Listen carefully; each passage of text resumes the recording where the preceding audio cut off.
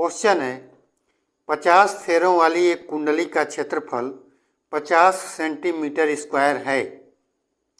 यह 0.6 वेबर पर metre square के एक समान चुंबकीय क्षेत्र में 10 पाई रेडियन प्रति सेकंड के कोणीय वेग से घूर्णन कर रही है। कुंडली में अधिकतम प्रेरित विद्युत वाहक बल की गणना कीजिए। तो आइए स्टूडेंट्स पहले देख लेते हैं कि क्या क्या डेटा दिया हुआ है, उसके बाद हम क्वेश्चन को सॉल्व कर लेते हैं। पहले लिख लेते हैं कि क्या क्या हमें दिया हुआ है। तो ठीक है, दिया है कह रहा है कि 50 फेरों वाली कुंडली, तो यन का मान दे दिया हमें, यन का मान दे दिया है 50 फेरे, ठीक है। और कह रहा है कि उसका जो क्षेत्रफल है ए का मान दे दिया है 50 सेंटीमीटर का स्क्वायर। अब सेंटीमीटर के स्क्वायर को हम मीटर स्क्वायर में चेंज कर लेंगे, तो ये क्या हो जाएगा 50 गुणे 10 के पावर -4 मीटर का स्क्वायर, ठीक है। इसको और सॉल्व कर लेंगे तो ये क्या हो जाएगा, इसका जो 10 है इसके साथ मल्टीप्लाई कर देंगे तो ये हो जाएगा 5 गुणे 10 के पावर -3 मीटर का स्क्वायर। ये हो गया उसका एरिया। उसके बाद कह रहा है कि चुंबकीय क्षेत्र की तीव्रता का मान दे दिया है, बी का मान आपको दे दिया है 0.6 वेबर पर मीटर का स्क्वायर, और आपको दे दिया है कि 10 पाई कोणीय वेग से घूम रही है, यानी कि ओमेगा का मान दे दिया हमें 10 पाई रेडियन प्रति सेकेंड। ये सारा वैल्यू हमें दे दिया है और पूछ रहा है कि कुंडली में अधिकतम प्रेरित विद्युत वाहक बल कितना होगा। तो इसको हम कैलकुलेट कर लेते हैं, ठीक है। ई बराबर हो जाएगा, फार्मूला होता है ई बराबर एन बी ए ओमेगा, ठीक है। अब सारा वैल्यू हम पुट कर देंगे, तो एन का मान कितना है 50, बी का मान कितना है तो ये है 0.6, ए का मान कितना है तो ये है 5 गुणे 10 के पावर -3, और ओमेगा का मान कितना है तो ये है 10 पाई, ठीक है। हमने इसमें सारा वैल्यू पुट कर दिया। अब हम इसको और सॉल्व करेंगे तो ई बराबर क्या हो जाएगा, यहाँ पे देखिए, अब इसका इसमें मल्टीप्लाई करेंगे तो ये क्या हो जाएगा, ये हो जाएगा आपका 30, ठीक है। ये 30 हो गया मल्टीप्लाई 5, ठीक है। और यहाँ पे देखिए ये मल्टीप्लाई पाई का मान हम रख देंगे 3.14।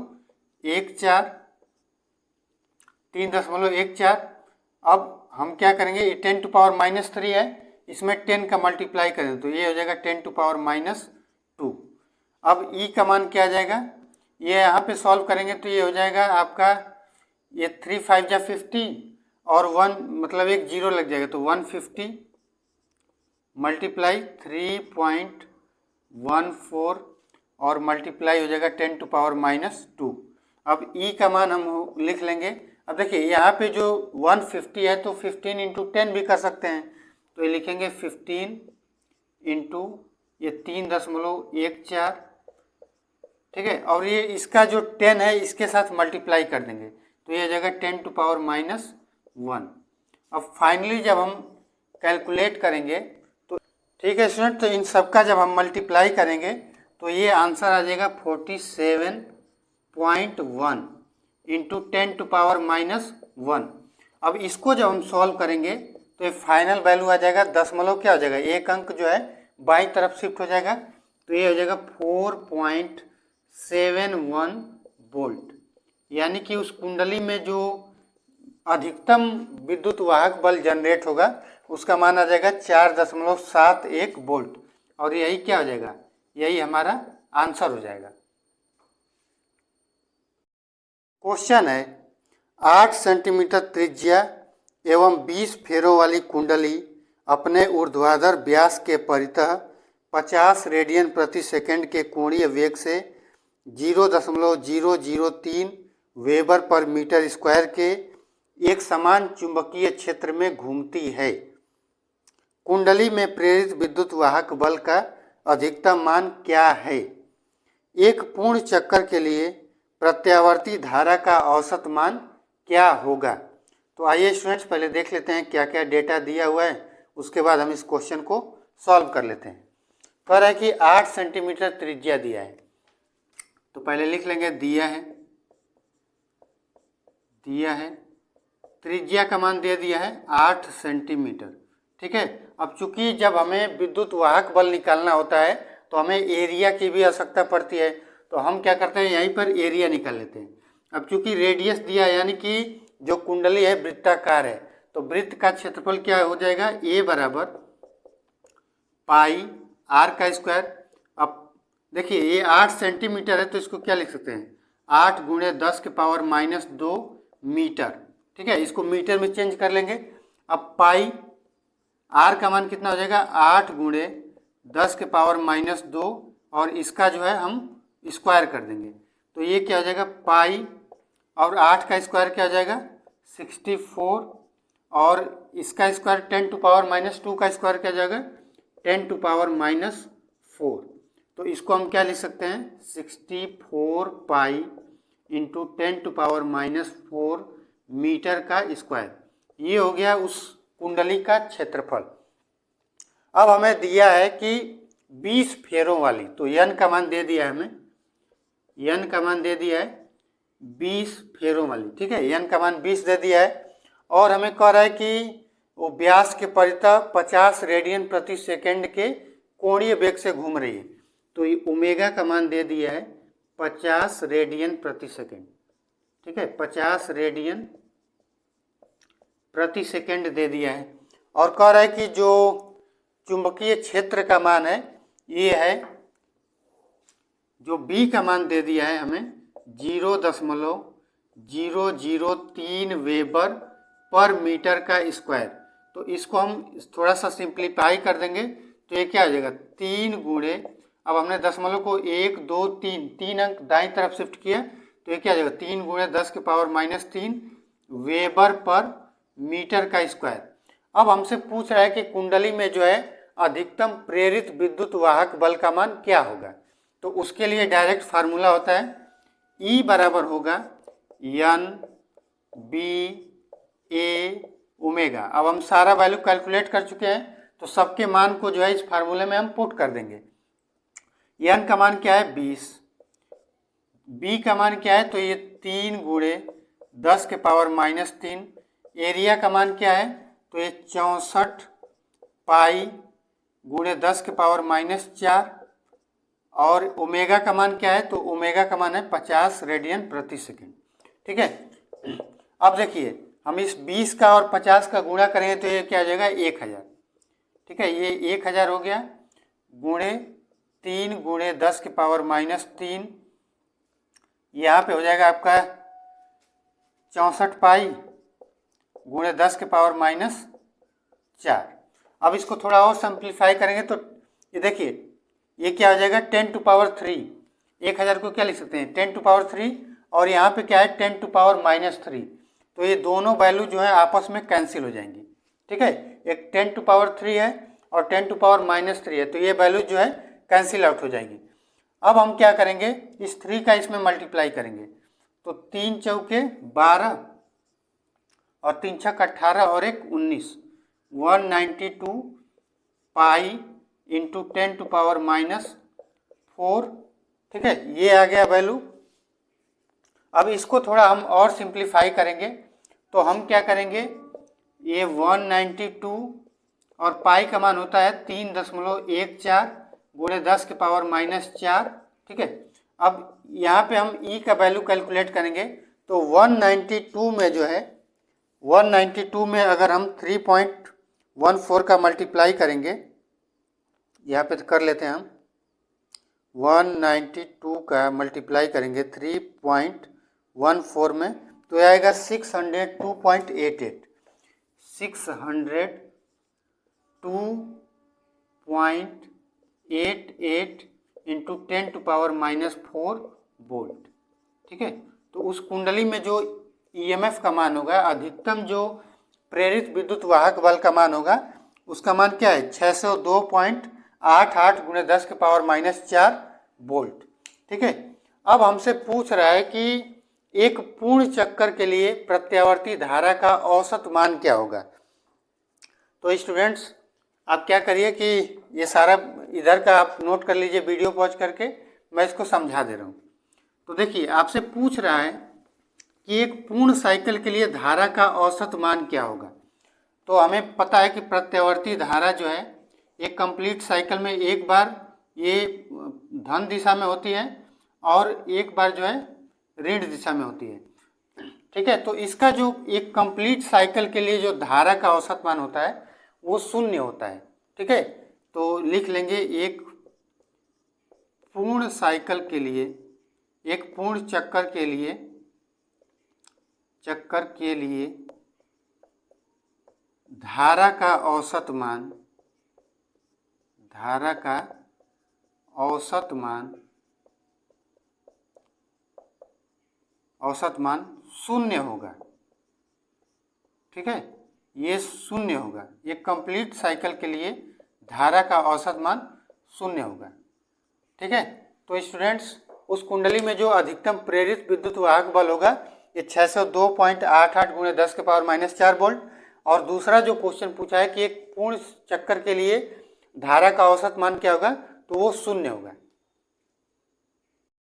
क्वेश्चन है किसी प्रत्यावर्ती धारा परिपथ में धारा का शिखर मान 2 कर्ण में 2 एम्पियर है, परिपथ में लगे अमीटर का पाठ्यांक क्या होगा।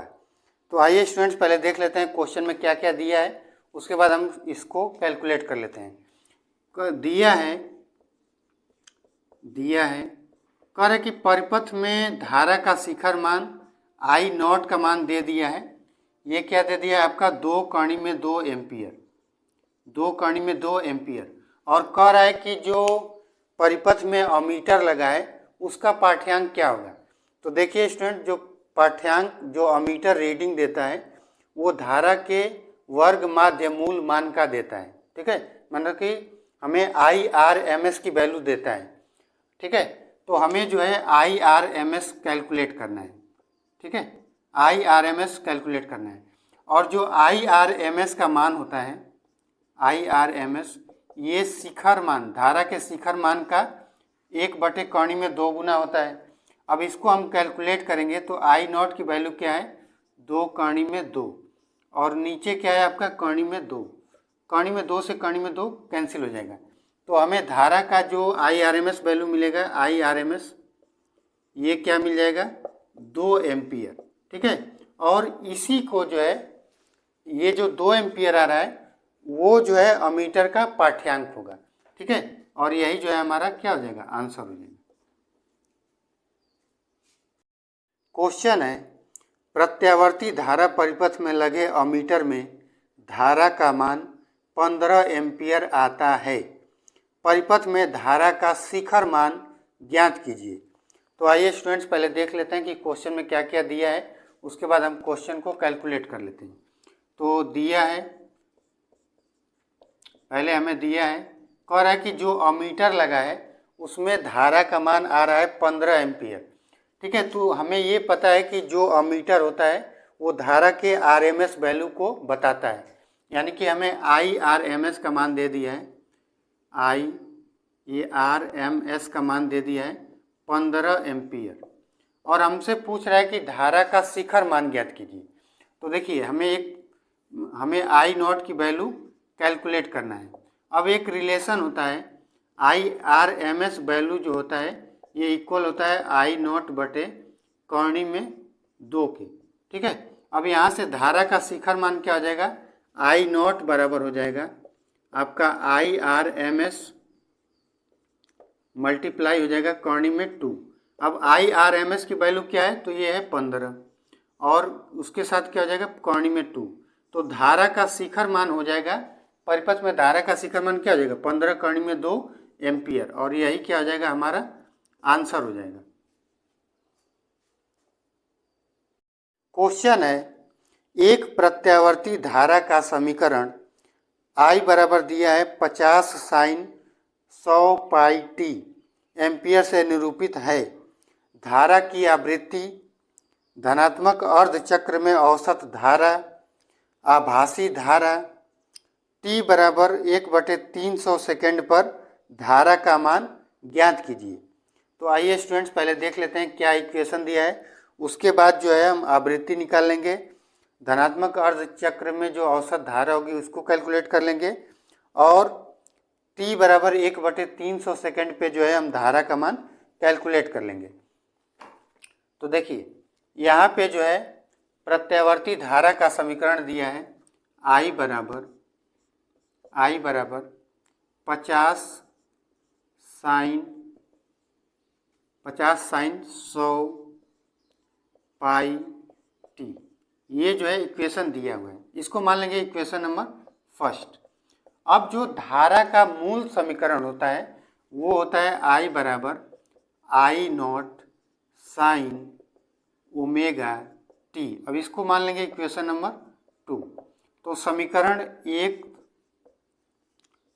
एक तथा समीकरण 2 की तुलना करने पर, ठीक है, समीकरण 1 तथा 2 की तुलना करने पर क्या होगा, तुलना करने पर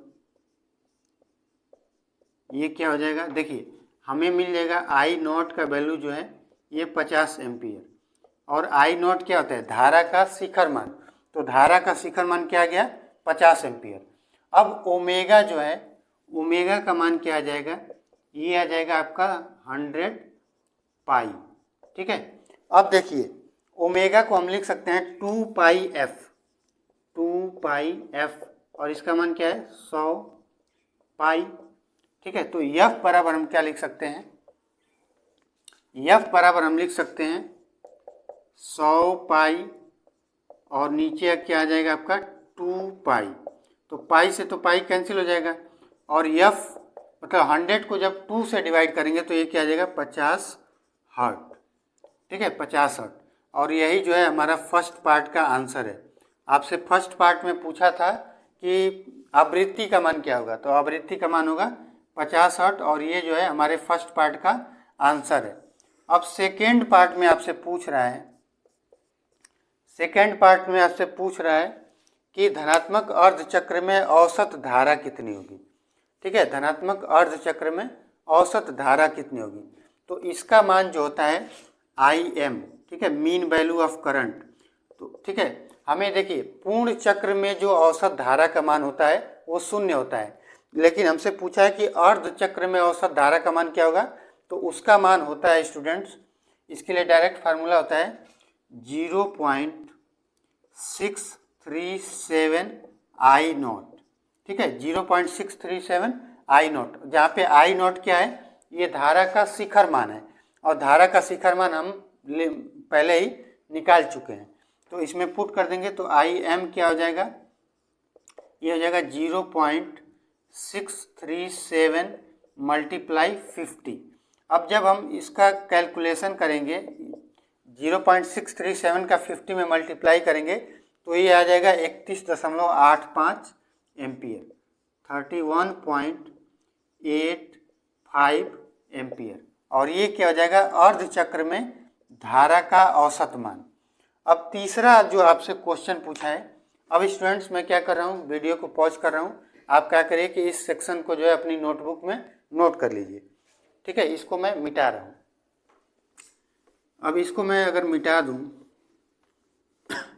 इसको अगर मैं मिटा दूँ तो आपसे तीसरा जो क्वेश्चन पूछा है, ये पूछा है कि आभासी धारा का मान बताइए, ठीक है। तो आभासी धारा क्या होती है, आभासी धारा होती है धारा का RMS मान, ठीक है, root mean square value of current. तो धारा का हमें IRMS वैल्यू पूछा है, ठीक है। तो तीसरा लिखेंगे, तीसरे में क्या पूछा है, धारा का आभासी मान, ठीक है, धारा का आभासी मान, यानी कि IRMS पूछा है। तो इसका मान क्या होता है, जो धारा का शिखर मान होता है उसको कॉर्णी में 2 से अगर हम डिवाइड कर देंगे तो हमें जो है आभासी धारा का मान मिल जाएगा। अब I0 की वैल्यू क्या हमें मिली थी, तो I0 की वैल्यू मिली थी 50 एम्पियर, तो ये 50 और नीचे लिख देंगे कॉर्णी में 2, ठीक है। अब 50 को जब हम कॉर्णी में 2 से डिवाइड करेंगे तो इसका मान आ जाएगा 35.36 एम्पियर। ठीक है, तो धारा का जो आभासी मान मिलेगा वो क्या मिलेगा, 35.36 एम्पियर। अब चौथे क्वेश्चन में आपसे पूछ रहा है कि t बराबर 1/300 सेकेंड पर धारा का मान क्या होगा। तो आइए इसको भी कैलकुलेट कर लेते हैं। अब स्टूडेंट्स आप क्या करिए कि पहले यहीं पे मैं सॉल्व कराता हूँ। चौथे पार्ट में हमसे पूछा है कि t बराबर 1/300 सेकेंड पर धारा का मान क्या होगा। तो मेरा आपसे रिक्वेस्ट है कि आप वीडियो पॉज करके और इस सेक्शन को जो है आप अपनी नोटबुक में नोट कर लीजिए। ठीक है, इसको मैं मिटा रहा हूँ। तो अब जब हमें क्या करना है कि सिंपली जहाँ पे टी लिखा होगा वहाँ पे 1/300 लिख देंगे। तो अगर मैं इसको मिटा दूँ तो हमें जो धारा का समीकरण दिया था ये क्या दे दिया था, I बराबर 50 sin 100 पाई टी, ये हमें इक्वेशन दिया हुआ था। तो जहाँ पे टी दिया हुआ है वहाँ पे क्या रख देंगे, 1/300। तो I बराबर क्या हो जाएगा, ये 50 sin 100 पाई और टी का मान क्या हो जाएगा 1/300। ठीक है, ये हो जाएगा। तो 00 से 00 कैंसिल हो जाएंगे। तो I बराबर क्या बचा, ये बचा 50 साइन, ये बचा पाई/3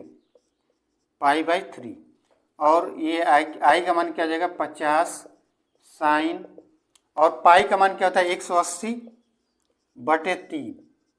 ठीक है, 180°/3। तो I बराबर क्या हो जाएगा, ये हो जाएगा 50 साइन 60 डिग्री। ठीक है, और I बराबर हो जाएगा 50 और साइन 60 का मान होता है कर्णी में 3/2। अब देखिए स्टूडेंट्स, जब हम 50 को 2 से डिवाइड करेंगे तो ये मान आएगा, 50 को अगर हम 2 से डिवाइड करेंगे तो हमें मिलेगा I बराबर 25 कर्णी में 3।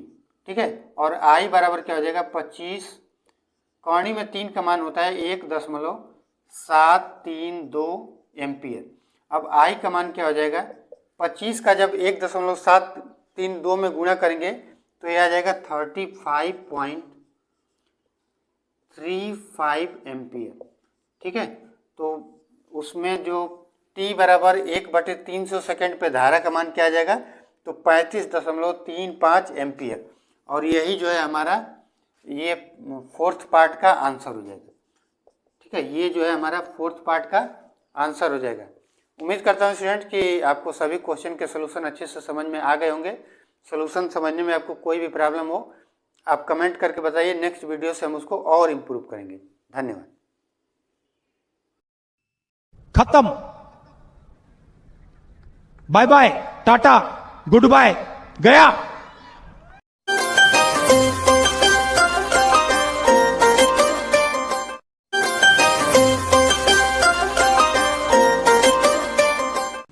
सब्सक्राइब करने के लिए भी आपको कहना पड़ेगा क्या?